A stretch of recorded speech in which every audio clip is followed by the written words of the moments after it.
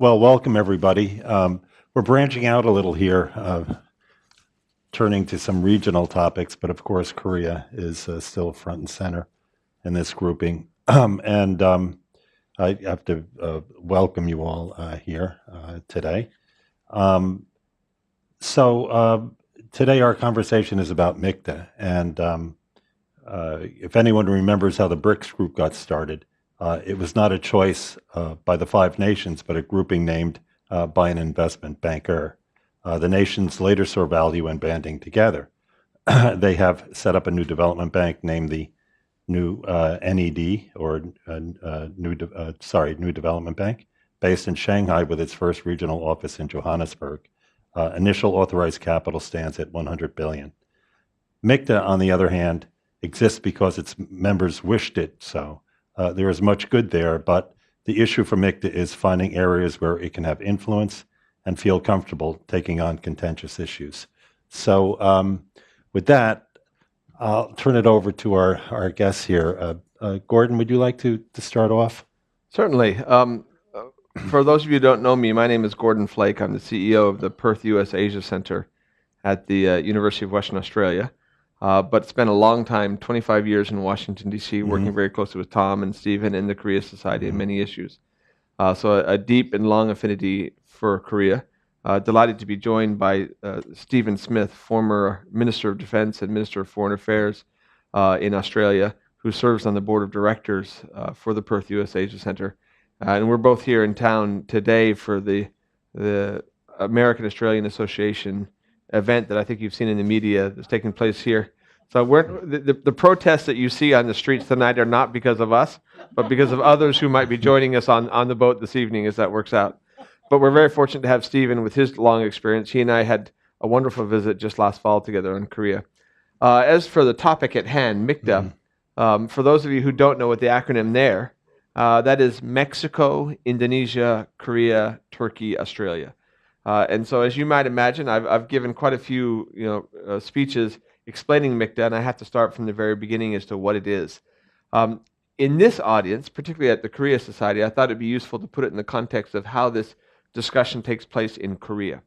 More so than any other country I know, there is a remarkable permeance of scholars into the government in Korea. This is part of the long-standing Confucian tradition. But as a result, there is more acceptance of this concept of middle powers in Korea than anywhere else in the world. And the Koreans have long been espousing middle power diplomacy. Well, as you might understand, middle powers is something that makes a lot of sense if you're an academic and you're trying to explain the behavior of nation states. And that's the context in which a lot of Korean diplomats and Korean government officials have been very supportive of a grouping within the G20, Mexico, Indonesia, Korea, Turkey, Australia. So if you look at the G20, you have the G7, what used to be the G8, now back to G7, which is the leading economies and countries of the world for a long period of time.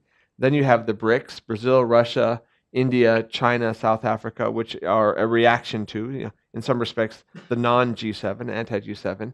And then you have another grouping in there, which other people kind of look at as being a middle power grouping. Understandably, there's a difference between looking at that as a government practitioner versus looking at it as an academic. If you're looking at it as an academic, the term middle power is a very useful tool. If you're a government official, you're probably not overly inclined to call yourself a middle power because you're already a member of the G20. You're the top 20 economies in the world. In the case of Korea and Australia, you're in the top 15 economies in the world. And there's not a lot of advantage to going around the world and say, we're number two. We're a second-tier country. The reality is that depending on the sector, both Korea and Australia and the other countries involved as well really are some of the very leading countries in the world, sector by sector. So I'm not a fan of the idea of middle power or middle power diplomacy. And that's probably the entree that many of you might have had to this grouping called MIKTA.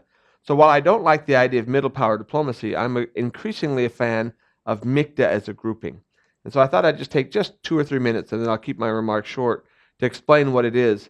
This really is a grouping that grew out of initially an initiative by Mexico back in 2013. and then was followed on, with some enthusiasm by both Korea and Australia, with less enthusiasm but growing enthusiasm by Turkey and Indonesia. And at this point, it is essentially a diplomatic tool.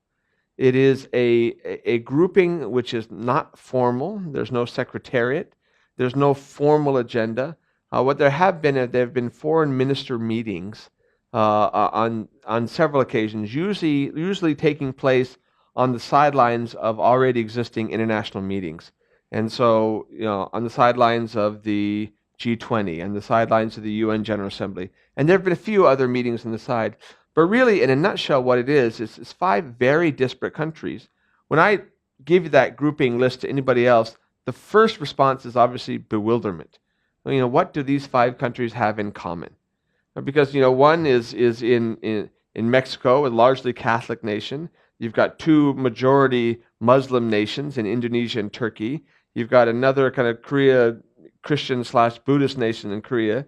You've got Australia.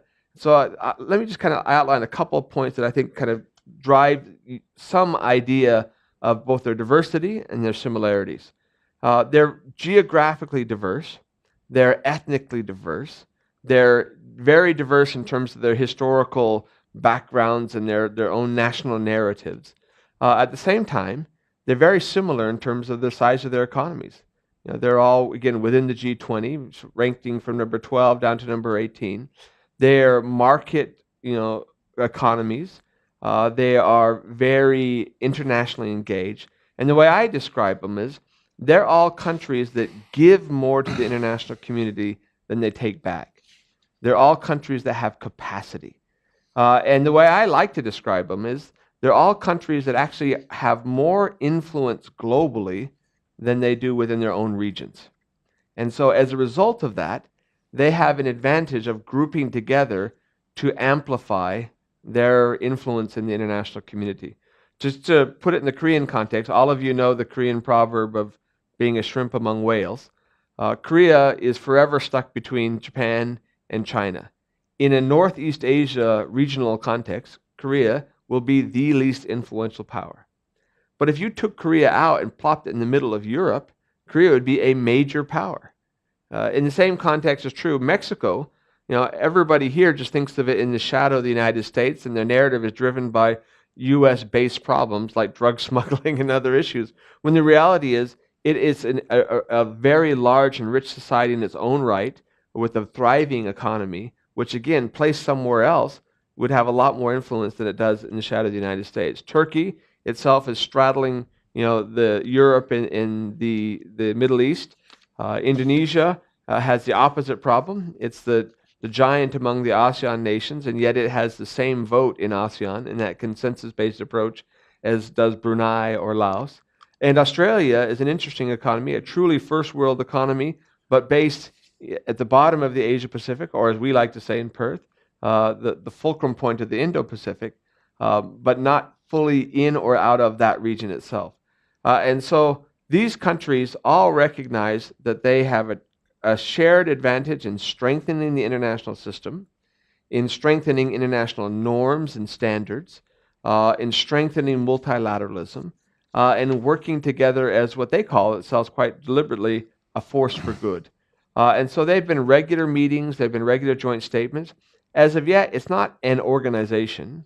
Again, it doesn't have a secretariat. It doesn't have a specific set of activities. It's better viewed as countries that get together to try to shape the agenda, to try to leverage their own shared diplomatic approach to kind of help improve the situation. Mm-hmm. And there's a lot of examples I can go into in the discussion later on, but I thought I'd leave it there to give you an opening kind of remarks there. So. Well, we'll get to the question, the Q&A later. Hold on a second, sir.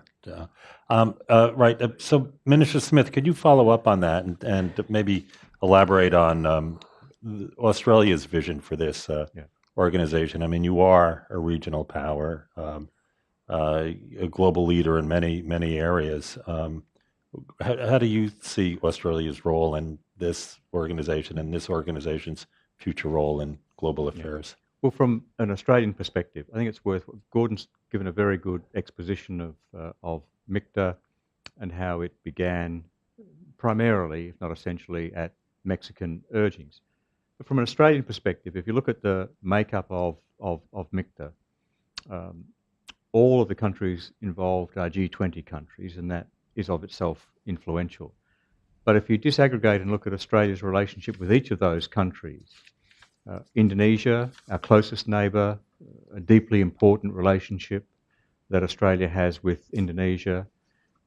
By the midpoint of this century, most people predict that Indonesia will be the fourth largest economy in the world, following on from China, US, India and Indonesia. And if it's not Indonesia in isolation, it'll be Indonesia and ASEAN. So deeply significant strategic and economic partner for Australia.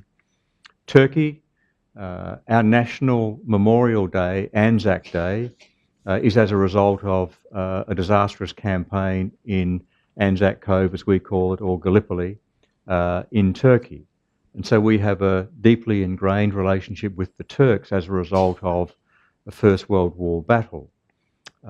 And the First World War saw the emergence of Ataturk, and Ataturk had a great saying that the mothers and fathers of Australian soldiers should not worry because they were in good hands, in good care in Turkey. We have many war graves in Turkey. So every year we have our formal National Commemoration Day commemorated not just in Australia, but also in Turkey itself. And we've recently seen the 100th anniversary of that. So there is a deep engagement with Turkey as a result of that.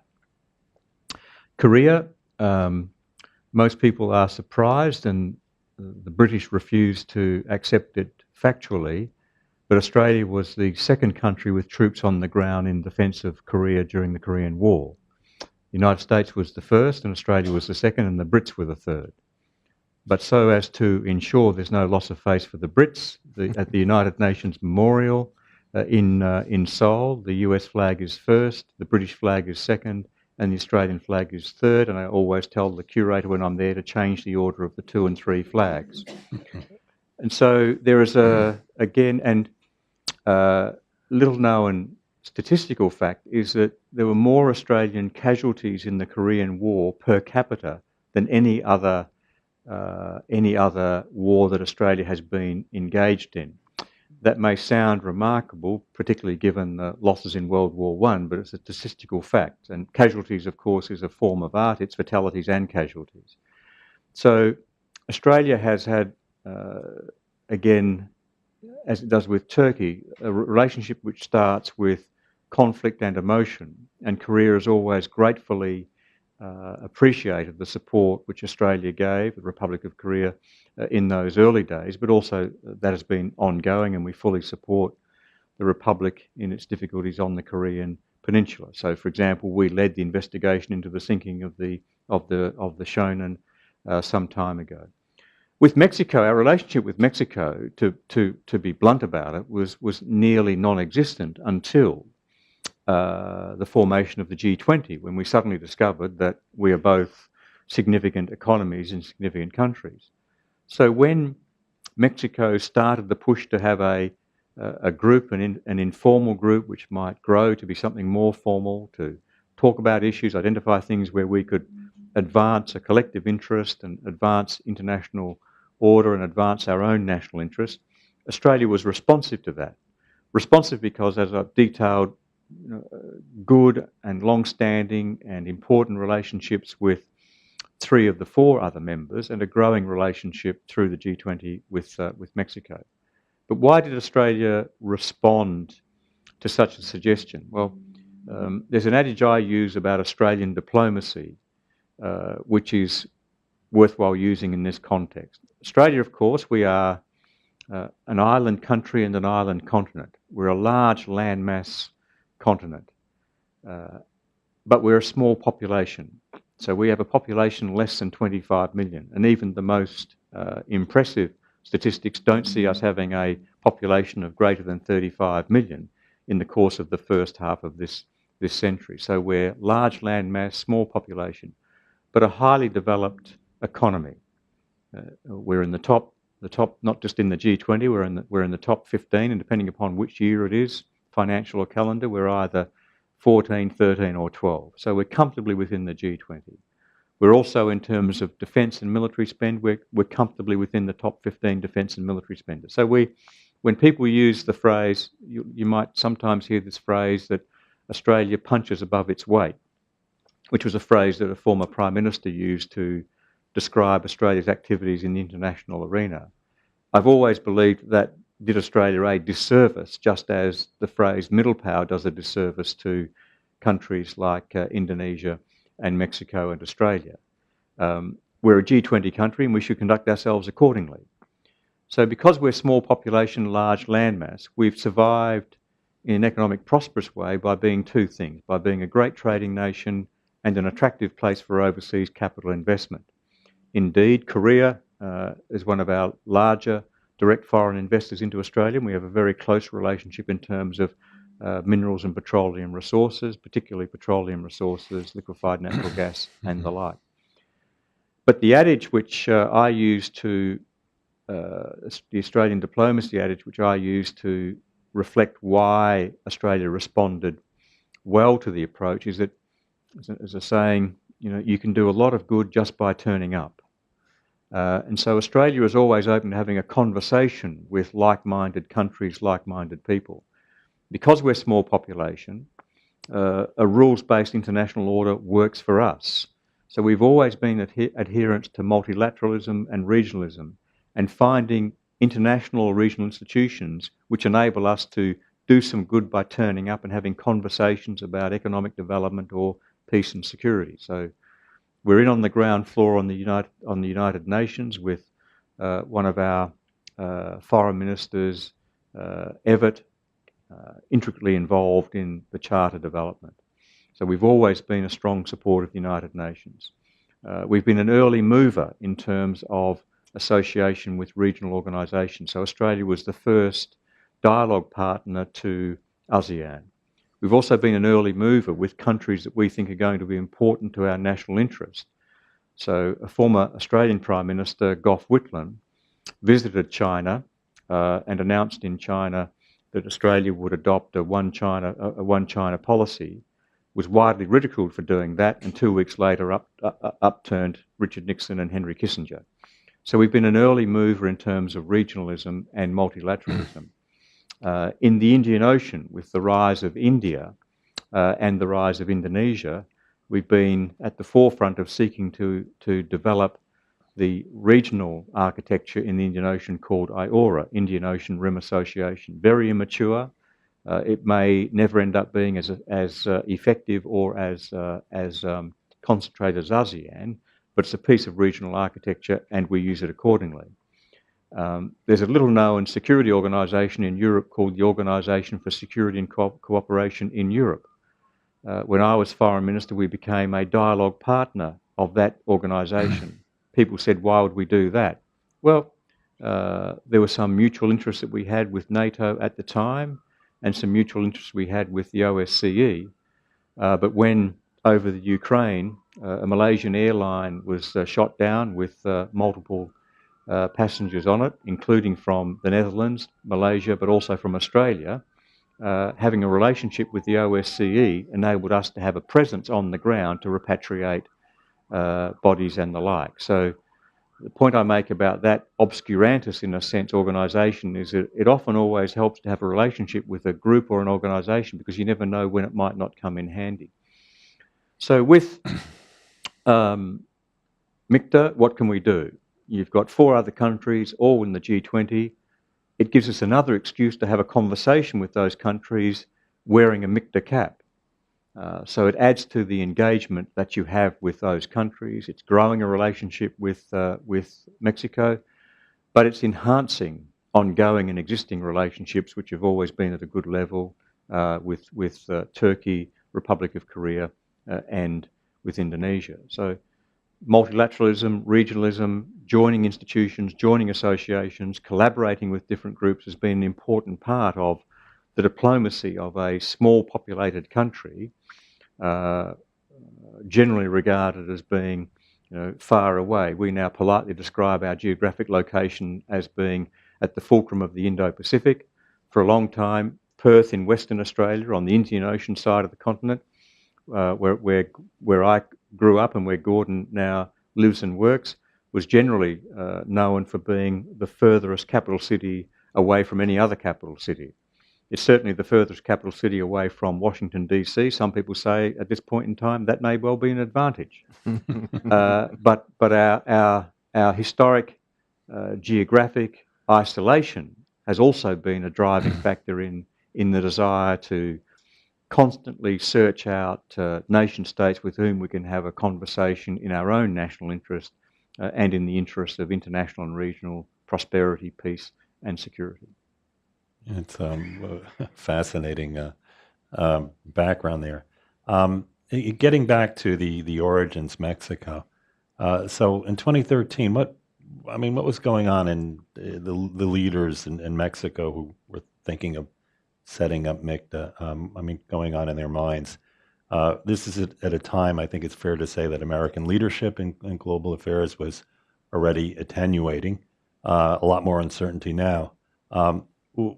Was MIKTA, or coming from Mexico, a reaction to that?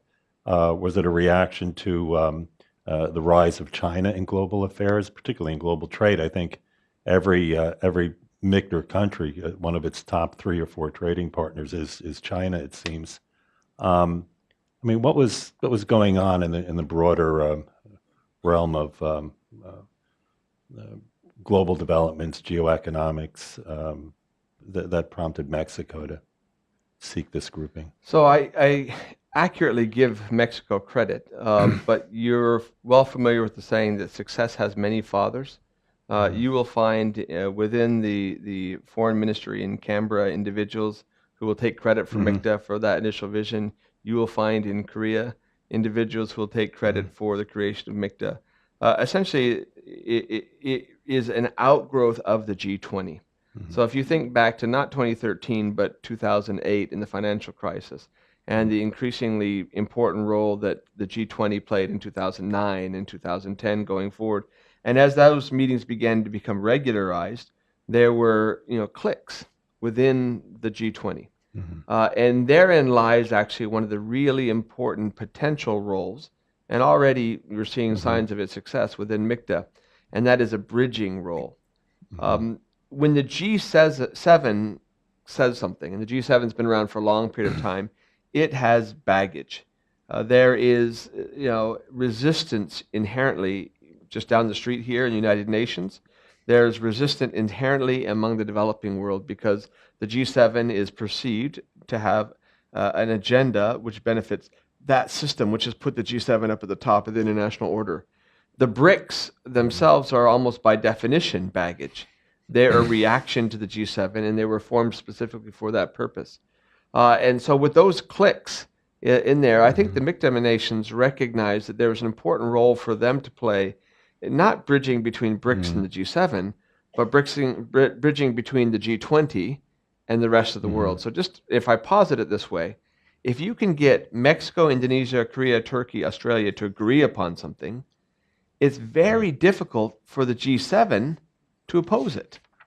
Because again, the MIKTA nations are the acceptable nations. Everybody likes the MIKTA nations. Who doesn't like these 5 countries? They're not politically controversial. And so a consensus among these nations cannot be perceived to be, running dogs for the West or the Americans.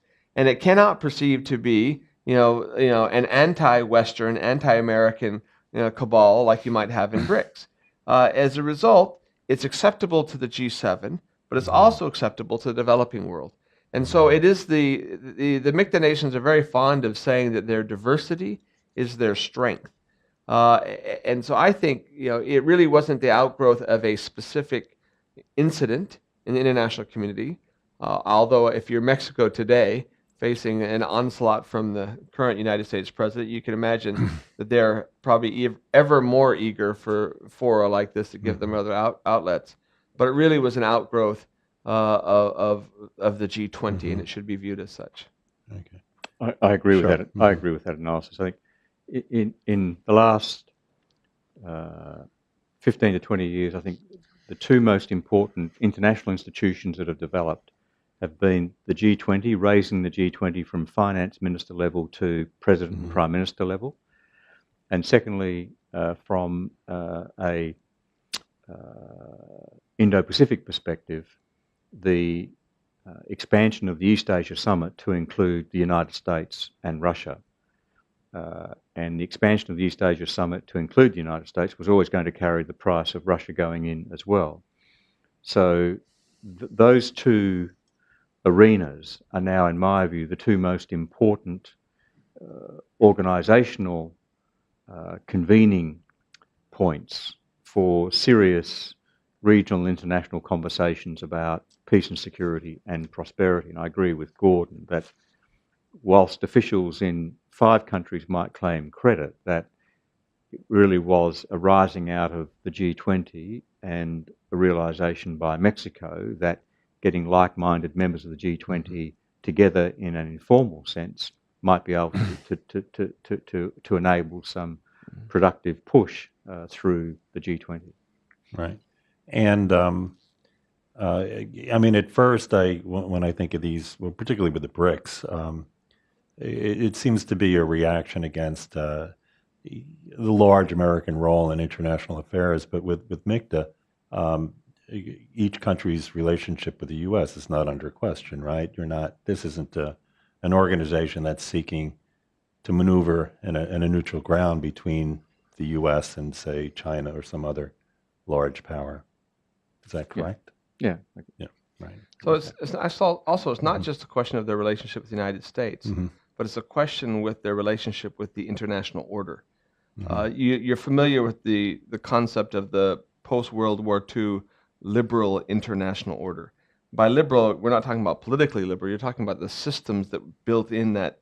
The basic idea that we're post-World War II and post-World War I, moving away from the concept that might makes right, of great power condominiums. And so the entire system as a whole, which again gave rise to multilateralism, the World Trade Organization, the expansion of the UN, was really based on the premise that we wanted to move forward as a global society. And the MIKTA countries are all countries that have benefited tremendously from that system, from the emergence of the liberal world order or the global international system. And as such, they are strong proponents of multilateralism as opposed to might makes right. They're strong proponents of the United Nations. And so the activities that they've sought to become engaged in are those areas where they are strengthening or advocating international norms and multilateralism. So it's not just so much close relations with the United States or even U.S. versus China, which is different compared to a lot of different organizations in the region. They really are much more interested in the global system as opposed to individual issues. Right. Well, as I mentioned to begin with, this other organization, at least when I think of these multinational groupings these days, the BRICS, lo and behold, they've actually put a stake in global affairs, global financial affairs, and established a new development bank in Shanghai. MIKTA is probably a lot more recent. I noticed in your website you had a recent discussion, I think it was described in Indonesia, addressing the concerns of terrorism and extremism. What's next on your agenda, or what tangible result can we see in the near future from MIKTA? So I'll start off on that, and the former may chime as well. The way MIKTA has evolved thus far, and again, in contrast to the BRICS, where they've actually formed a secretariat, where they've formed a bank and something like this, there have been, over the last 3.5 years that it's been in existence, there have been regular tensions, and understandably, the Korean government and Koreans writ large are great organizers, and they love institutions and they love to organize it. So Korea has repeatedly kind of pushed to have a secretariat, and you won't be surprised to know that they pushed to host the secretariat, and there have been occasional pushes to take this up to the presidential level, to make it head of state. Thus far, and again, this is my own personal view, just as a scholar who's kind of following this, is that MIKTA needs to be perceived to be a diplomatic tool, not an organization. And that begins to affect what you're thinking about in terms of next steps. Right. If it's an organization has to have a mandate, a mission, and you get to that fundamental question: what does it do? Right? And if you think about it as an organization, that's what you're going to ask. What's the next step? If you think about it as a tool that's useful for foreign ministers, look, if you're Korea or if you're Australia, you have a broad spectrum of options available to you in the implementation of diplomacy. Clearly bilateral, and both Korea and Australia have alliance relationships with the United States, which are preeminent in many issues. But you've also got the East Asia Summit that Minister Smith was mentioning. You've got the G20 itself. You've got the United Nations. You've got APEC. You've got the ASEAN Regional Forum. There's a wide range of choices of organizations that you can choose to work through depending on the issue. And so thus far, the MIKTA foreign ministers, who are the drivers behind this, have decided to use MIKTA first and foremost as a diplomatic tool to strengthen the global system. So they're meeting together, and they've met together now 9 different occasions, and they've issued foreign ministers' joint statements on those occasions. And those joint statements have come out on a variety of issues. They had one on Ebola. They had one on terrorism. They have had several on North Korean missile tests.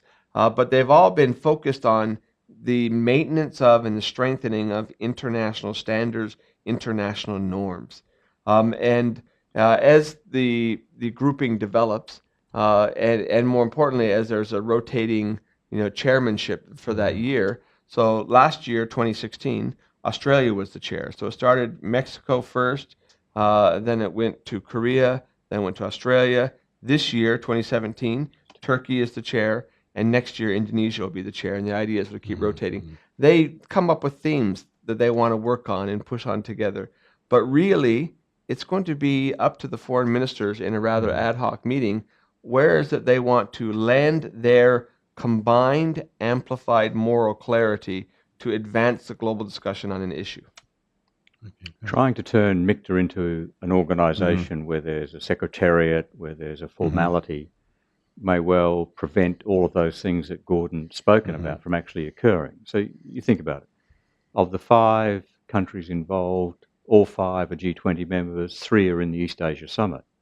So you can have conversations about issues which are in the region or the international community's interest to be pursued in those forums, or, as Gordon has pointed to examples, to make public statements about particular events. I think it's always a good question when you're looking at a grouping of nations to ask the question, where do they meet and in what circumstances do they meet? And whilst it is the case that MIKTA has a rotating chair, unlike ASEAN, for example, whichever country ends up being the chair for a particular year, that's where you meet. It's not the case with MIKTA. When you look at MIKTA, the vast bulk of the meetings occur in the margins of the United Nations General Assembly Leaders Week or in the margins of the G20. And so this is a forum where the ministers are essentially saying, this is where we can have a like-minded conversation about things which might be short-term or long-term concerns to us. We don't have to worry about putting in another meeting in our schedule. We can meet in the margins of the General Assembly, we can meet in the margins of the G20, with the occasional meeting where it's convenient at a particular rotating chair's national capital. But generally they occur in the margins of other meetings which the ministers are going to anyway. So that, I think, is an advantage because it also frees up the subject matters that the ministers can talk about. And whilst I am never one to be critical of officials, if you've got a formal structure, a formal organisation, then officials will meet and prepare agendas and do this and that, and you immediately have a formality to an organisation which sometimes takes away the spontaneity and capacity of nation states to say, actually, there's a problem here. We want to say something about this because we want to pursue that issue, or we want to reinforce a value or reinforce a virtue or reinforce our attachment to a sensible regional and global order. So it takes away, in some respects, the capacity for senior level ministers to make important points about the way in which the region or the globe is approaching a particular issue. Interesting.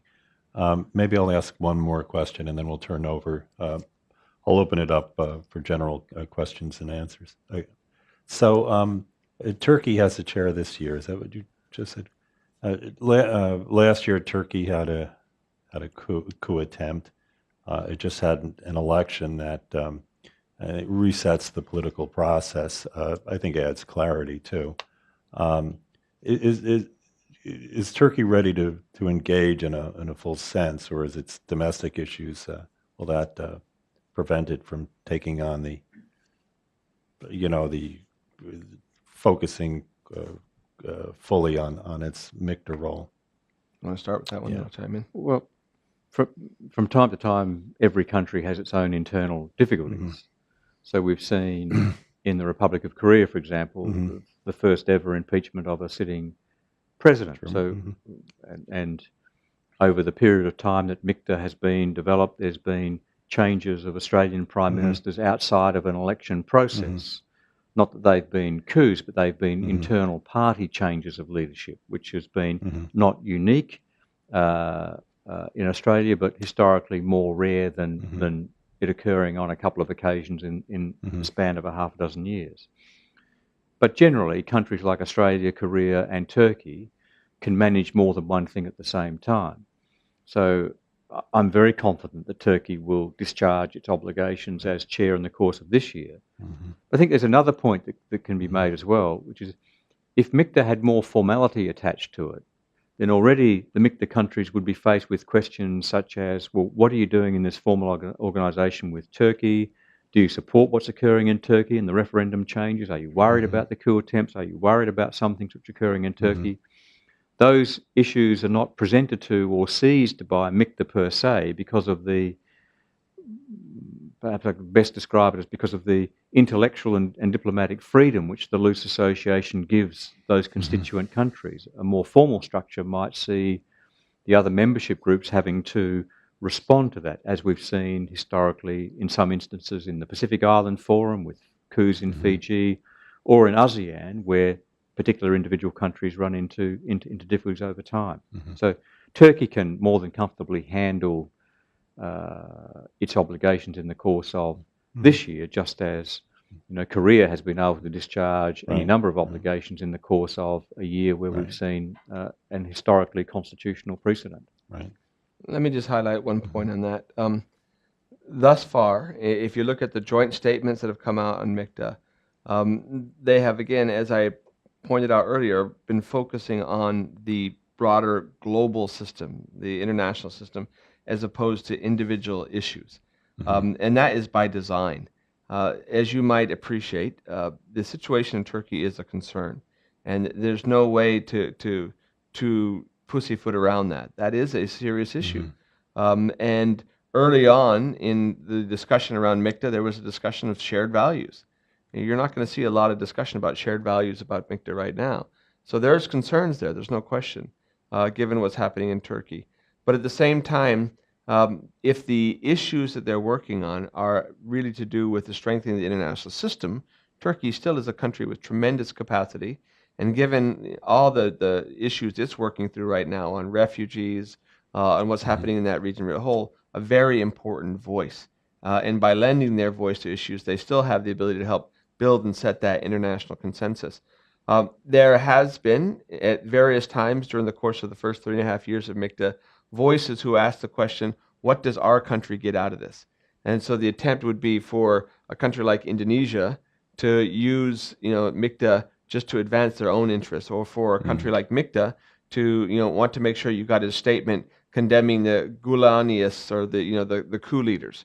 You're not going to see that kind of stuff coming out of MIKTA because the intent is not for it to be a regional fora or something that's designed to advance Australian concerns about stopping the boats in terms of immigration, or Mexican concerns about drug smuggling, but instead it'll be more about the global system. And as long as they keep that focus, Turkey continues to play a very important role because it's important to have a voice from that region of the world. I agree with that. And in that context, I think it's worth just underlining this point.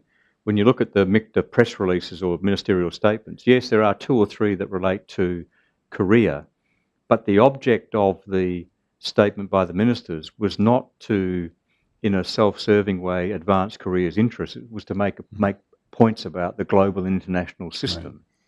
Right. So Gordon's strong point is very important, which is the organisation, such as it is, can't be seen as a forum for individual countries in a self-serving way, seeking to advance a cheer squad of 4 to add to a particular view they might have about an issue that relates to them as a nation state. Okay, good. All right, a new type of organization. Well, it seems to me that in the future it will be Australia and South Korea that are the driving forces in MIKTA. I could be wrong on this. Maybe Mexico play a big role too. Our guests have to rush over to an important dinner with some global dignitaries soon. So let me thank Minister Stephen Smith and Professor Gordon Flake for joining us this afternoon. Thank you.